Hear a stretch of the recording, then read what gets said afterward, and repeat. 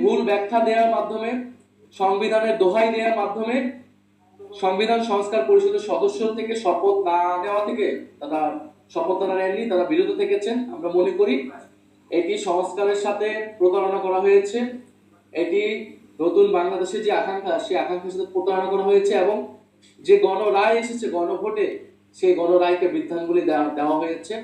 আমরা আহ্বান জানাবো, আমরা আশা করব তারা দ্রুত সময়ের মধ্যে তারা শপথ নেবেন।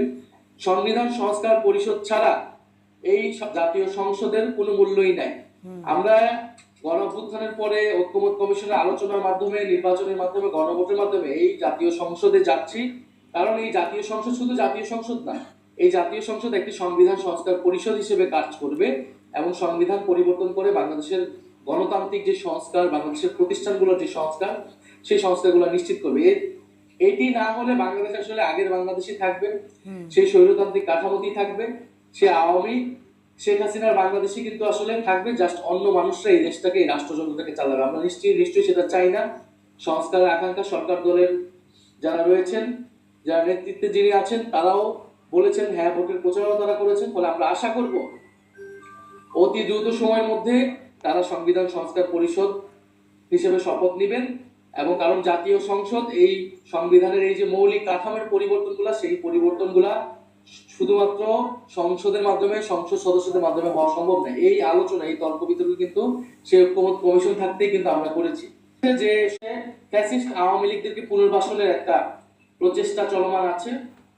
বিভিন্ন জেলা উপজেলায় আওয়ামী লীগের কার্যালয় খুলে দেওয়া হচ্ছে এবং মিডিয়াগুলোতেও কিছু কিছু মিডিয়া সেটাকে ব্যাপকভাবে প্রচার করছে, এমন ভাবে যেন উৎসাহ দেওয়া হচ্ছে। আওয়ামী লীগ কিন্তু কার্যত এবং আইনত নিষিদ্ধ একটি সংগঠন এবং তার বিচার প্রক্রিয়া চলমান আছে। ফলে এই বিচার প্রক্রিয়া বাসানোর চেষ্টা করা হয়, তাদের কার্যক্রমকে সুযোগ করে দেওয়া হয়, তাহলে তা কঠোরভাবে প্রতিহত করা হবে।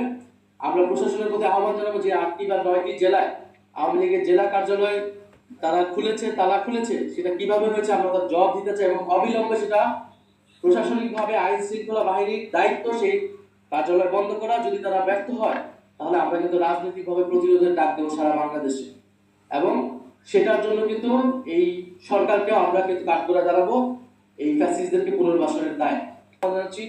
দ্রুত সময়ের মধ্যে জাতীয় সংসদকে কার্যকর করতে সে অধিবেশন ডাকা হোক এবং তার আগে সংবিধান সংস্কার পরিষদ সদস্য হিসেবে তারা শপথ নিক এবং সংবিধান একই সময় যাতে সংবিধান সংস্কার পরিষদ অধিবেশন ডাকা হয়, আমরা সেই আহ্বান জানাচ্ছি। দ্বিতীয়ত, আপনারা